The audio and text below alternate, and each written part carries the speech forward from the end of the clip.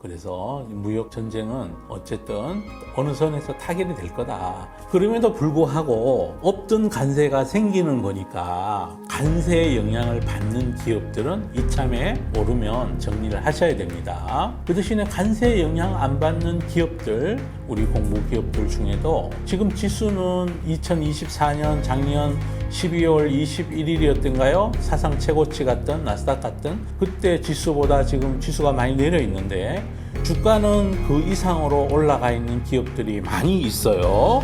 가령 뭐 그때보다가 더 올라 있거나 비슷한 데 있는 뭐 엔비디아도 있고 브로드컴도 있고 마이크로소프트는 그때보다 올라 있고 팔란티어도 그때보다 올라 있고 캠퍼스 AI도 그때보다는 올라 있고 뭐 스포티파이도 올라 있고 뭐 이렇게 미국의 개별 기업들별로는 그때를 넘어가 있는 기업도 많아요. 그러면 앞으로 투자는 어떻게 해야 되냐? 미국은 대표적으로 기술 혁신이 생산성을 높여주는 기업들 위주로 투자하시면 어떨까 싶어요. 그래서 보시면 최근에 이제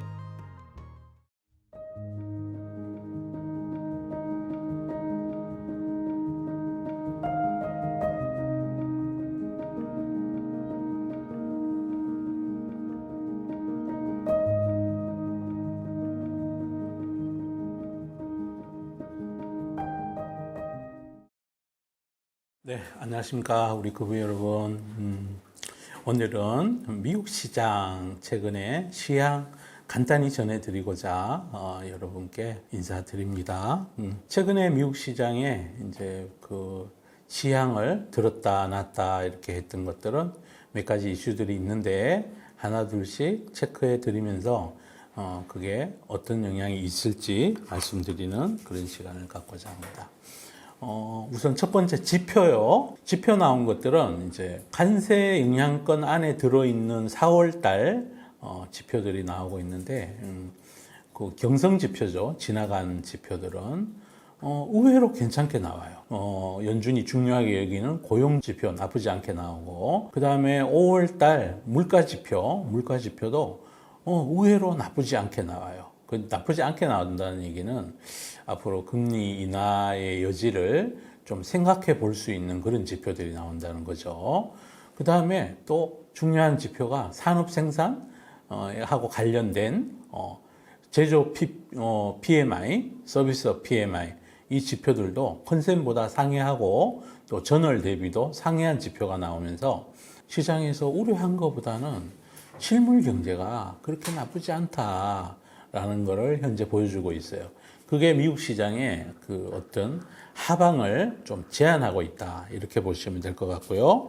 그 다음 두 번째는 그 얼마 전에 있었던 무디스 신용등급 강등, 그리고 하원에서 그 하나의 위대한 아름다운 법이라고 하는 트럼프의 정책을 집대성해 놓은 법, 그 법. 트럼프가 지금까지는 행정명령을 통해서 정책을 변화시켜 왔는데 그 중에서 법으로 의회 통과가 필요한 것들을 집대성해 놓은 법이에요. 그 안에 뭐 무슨 배터리 관련된 내용도 있고 개인들 감세, 그다음 법인세 인하 기간의 연장, 그러니까 대체적으로 감세하는 법안이 들어가 있고요. 그 법이 상원까지 통과를 하게 되면 앞으로 몇 년 동안에 한 4조 달러 정도 재정 적자가 더 심화될 수 있다. 이런 우려가 지금 시장에 녹아들면서 국채금리가 급등했습니다. 지난주 목요일이었던가요? 목요일 날 국채금리 20년물 이상 입찰을 했는데 보통 평상시에 입찰 경쟁률이 2.65대 1, 최근 10번 평균이 그랬는데 2.54대 1인가요? 살짝 떨어졌어요. 그러면서 국채금리가 30년물이 5% 이상으로 급등하면서 새벽 1시부터 주식시장이 쭈르륵 흘러내렸어요. 이제 그런 일들이 한번 있었고요. 저는 어떻게 생각하느냐. 저는 일시적인 게 아닐까 이런 생각을 해보고 있는 중이에요.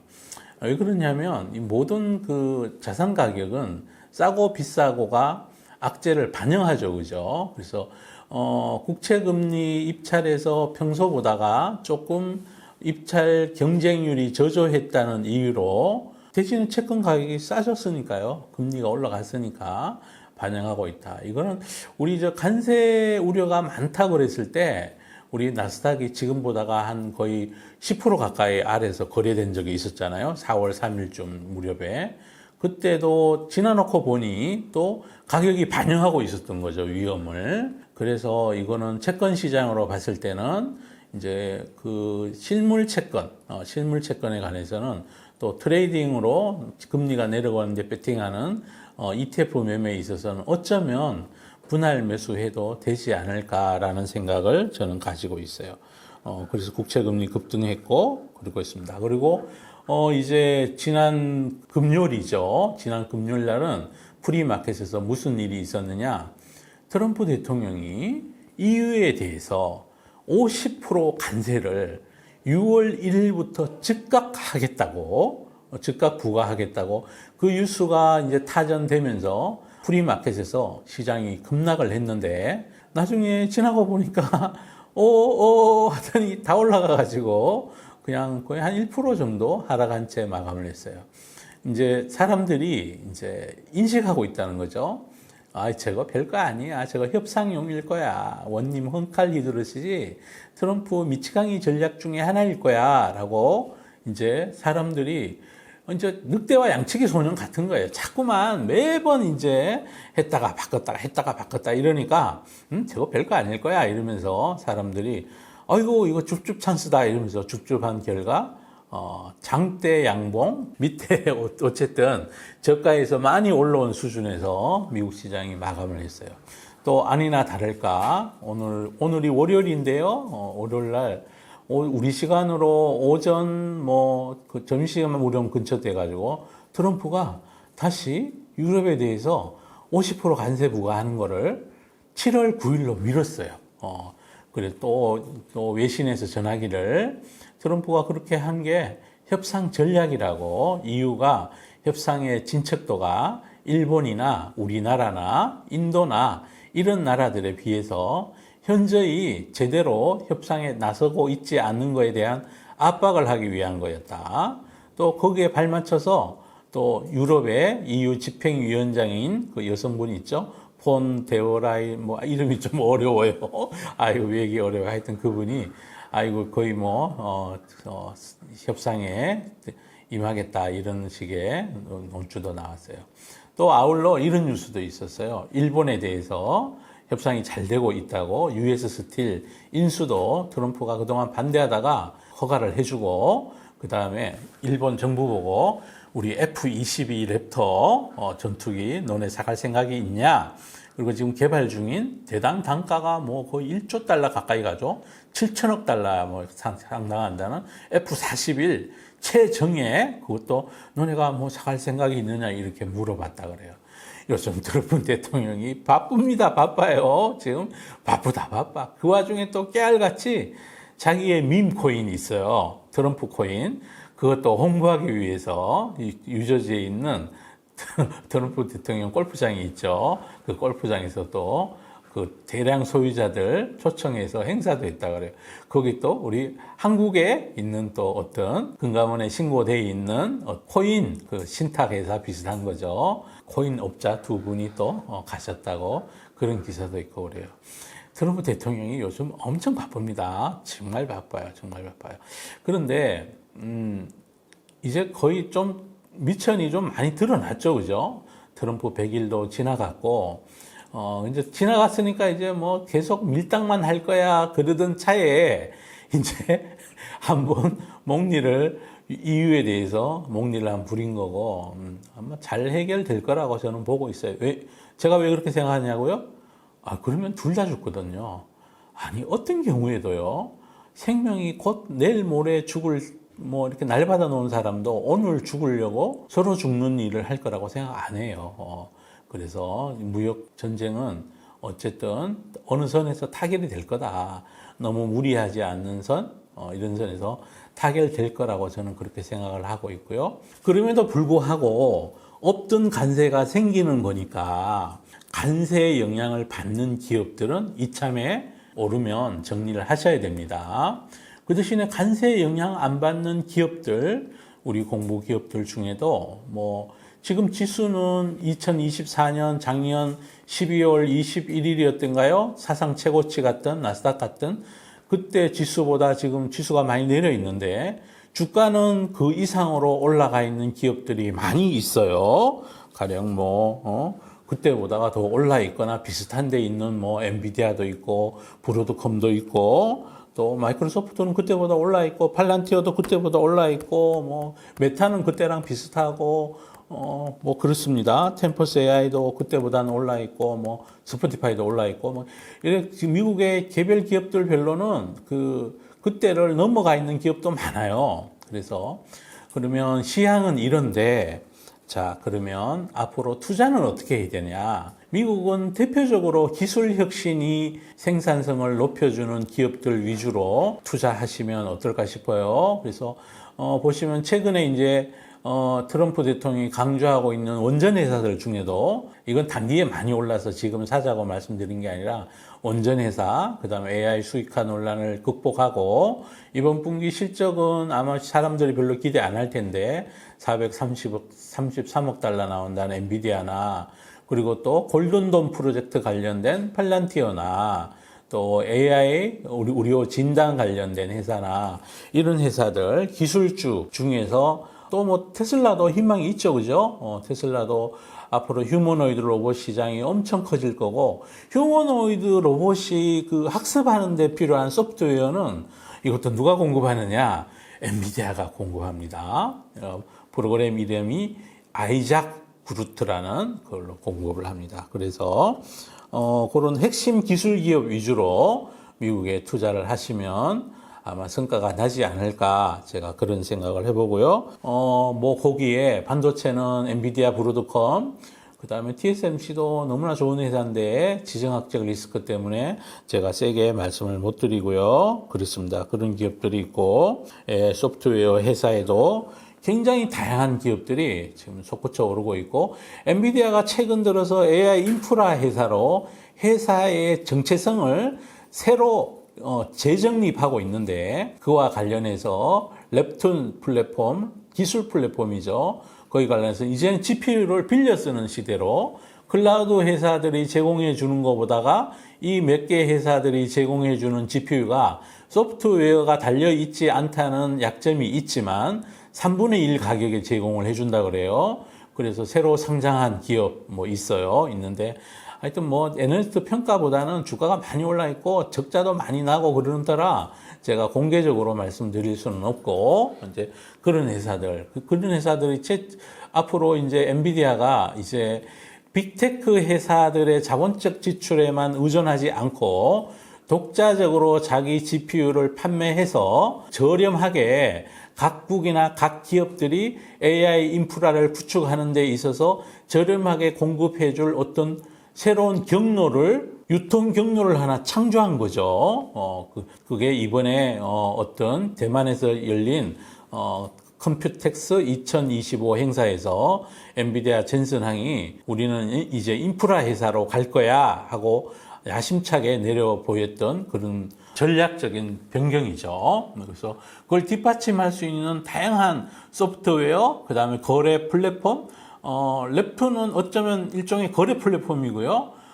그 거래 플랫폼에 지금까지는 자기들 거를 빅테크 위주에만 유통을 시켰는데 이제는 자기가 직영점 비슷한 걸 하나 만든 셈이다. 저는 그렇게까지 이해를 하고요. 그렇게 전 세계에 있는 GPU를 소비를 희망하는 사람들은 그 플랫폼에 접속을 해서 나 필요해요. 그러면 그 플랫폼에서 그 남는 GPU가 저 회사에 있어. 저 회사에 있어. 이 회사에 있어라고 이제 안내해 주는 거죠. 우리 카카오 택시 부르면 가장 근접해 있는 택시가 오게 돼 있잖아요. 그죠? 그 부르는데도 등급이 있죠. 그죠? 모범 택시 부를래, 대형 택시 부를래 그런 것처럼 그렇게 이제 지정을 해가지고 나는 요런 GPU가 필요해요. 그러면 그게 어디에 있는지 짝딱딱딱 매치를 시켜준다는 거예요. 그럼 거기에 카카오 택시를 일반 택시 회사들, 개인 택시든 그런 회사들이 많으면 많을수록 엔비디아의 힘이 이제 세지는 거죠. 카카오의 플랫폼 힘이 커지는 것처럼. 카카오 택시 같은 플랫폼을 랩톤으로 만들었다 이렇게 생각하시면 돼요. 그리고 거기에 하나 더해서, 새로 또 자기가 만든 GPU가 아닌 이거를 이 카카오 택시의 택시 회사로 진입해 줄게 비유하자면 그렇게 할 수 있는 게 MVL 퓨전이라는 기술 시스템을 또 발표했는데 그거는 AMD 것도 가져가 쓸 수 있고, 아니, 뭐 하여튼 필요한 걸 다 쓰는 거예요. 자기가 카카오 택시를 운영하는 플랫폼을 만드는데 자기 스스로도 자동차를 만들고 거기 플랫폼에는 자기가 만들지 않는 자동차까지 택시로 만들어서 운행케 만드는 어떤 기술을 이번에 발표를 했어요. 이거는 많이 진보된 거죠. 이제는 유통 경로가 달라지는 거죠. 중국에다가 새로운 또 이번에는 주파수 대역수 1.78 이하로 하라고 그래서 저번에 그 H22 30기가였는데 1.7기가로 낮춘 새로운 제품을 6월부터 양성한다는 그런 얘기도 있어요. 그거는 여전히 GPU인데 약간은 다른 하여튼 말하면 너무 많고요. 이 짧은 시간에 제가 다 말씀을 못 드리고 어쨌든 회사가 달라지고 있다. 그런 기업들에 대해서 또 EVT올레라는 기업도 지금 이제 이거는 그냥 가만히 들고 있으면 세상이 바뀌어서 언젠가는 연간 500만 대, 600만 대 이렇게 생산할 그 지경까지 갈 것 같고요. 그 와중에 이 회사가 또 팔란티어랑 협업을 해서 요즘 또 드론이 난리죠, 그죠? 드론이 난리예요. 그래서 그런 쪽으로도 또 영국하고도 협의를 하고 이런 아주 다양한 산업에 어떤 투자를 하고 있는데 유수가 하나도 없는 기업들은 이게 산업이 활발하지 않거나 성장하지 않거나 산업은 활발한데 그 기업이 아무것도 안 하거나 그런 거죠. 이왕이면 많은 뉴스가 나오고 이런 기업들이 활발하게 뭔가를 하고 있는 기업들이죠. 그렇게 보시면 될 것 같아요. 지금은 미국에 투자하실 때 가능하면 기술 기업 위주로 이렇게 투자하시면 좋을 것 같고요. 이거는 미국뿐이 아니라 전 세계 다 그렇죠. 우리 국민들 그 해외로 자산 배분하실 때 물론 환율도 중요해요. 그 나라의 PER도 중요하고 하지만 제 기준은 이거예요. 전 세계에서 어떤 특정 산업에서 어떤 기업이 제일 잘하느냐. 그 잘하는 기업이 미국에 있으면 미국에 가서 투자하고 중국에 있으면 중국 가서 투자하고 한국에 있으면 한국 기업 투자하고 그렇게 하시는 게 가장 안전한 포트폴리오다. 저는 그렇게 생각하고 있어요. 그게 자산 배분의 원칙이고 어쨌든 나눠야죠. 나눠야 됩니다. 이것저것 분산해서 투자하시고 매입 시기나 매도 시기도 분할해서 그렇게 하시면 아마 크게 손해보지 않으시고 또 장기적으로 좋은 투자 성과를 보일 거라고 생각해요. 모든 주가는 기업이 결정하고 기업은 세상 변화의 종속 변수입니다. 세상 변화가 어디로 가는지, 기술이 어떻게 변하는지, 문화가 어떻게 변하는지 잘 살펴보시면서 그렇게 안전하게 투자하시기를 바랍니다. 자, 여기까지 최근에 미국 시황 관련해서 어떻게 보면 다 알려드린 것 같고 어떻게 보면 하나도 안 알려드린 것 같지만 나머지는 그분들께서 공부하셔야 돼요. 자기가 씹어서 꼭꼭 씹어서 삼켜야 뱃속에서 소화가 잘 돼요. 그냥 누가 던져준다고 덥석 잘못 꿀꺽 삼켰다가 왜 그 뜨거운 고구마 드셔보셨어요? 와, 그거 진짜 엄마가 이거 다 시켰다 이러고 너 먹어 이러겠다 꿀꺽 삼켰다가 뱃속에 들어가면 뜨거워서 죽잖아요, 그죠? 아우 힘들어요.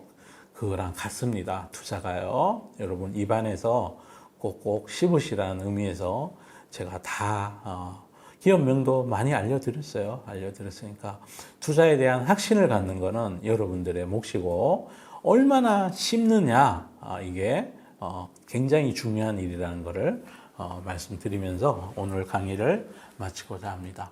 전체 시황 지금 나쁜 거 많이 반영했어요. 최근 들어서 미국 IB들이 S&P 목표가를 자꾸 올리고 있는 중이고 그런 중에 있어요. 몇 개, BOA도 올렸고, 모건 스테이도 올렸고, 골드만삭스도 올렸어요. JP 모건만 별로 올리지 않았고요. 하여튼 그러고 있는 중이에요. 그래서 그분들 너무 시향 가지고 잦은 매매하려고 뉴스 하나 나왔다고 아이고 떡락각이네, 떡상각이네 그거 안 맞아요.